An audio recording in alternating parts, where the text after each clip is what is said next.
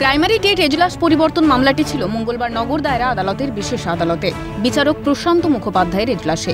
এদিন মামলা চলাকালীন ইডির আইনজীবী ভাস্কর প্রসাদ বন্দ্যোপাধ্যায় আদালতে বলেন, ইতিপূর্বে পিএমএলএ মামলাটি এই এজলাসে চলছিল, তাই তখন কোনো সমস্যা হয়নি, কিন্তু বর্তমানে এজলাসের পরিবর্তন হয়েছে পিএমএলএ মামলার ক্ষেত্রে। এরপরই দুটি একই ধরনের মামলা ভিন্ন এজলাসে হয় আপত্তি তোলেন ইডি আইনজীবী। আদালতে আবেদন করেন দুটি মামলা একই এজলাসে নেওয়ার। এর প্রেক্ষিতে পার্থ চট্টোপাধ্যায়ের আইনজীবী অনির্বাণ গুহ ঠাকুরতা বলেন, এমন কিছু মেটেরিয়াল রয়েছে যা কম পড়ছে।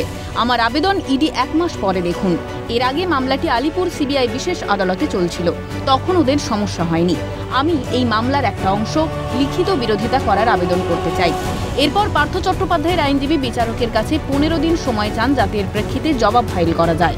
এরপর শুনানি শেষ হয়। উভয় পক্ষের সওয়াল জবাব শেষে বিচারক জানান, আগামী 21শে ডিসেম্বর এই মামলার অর্ডার দেওয়া হবে। অদ্রিজা ঘোষের রিপোর্ট, ক্যালকাটা নিউজ।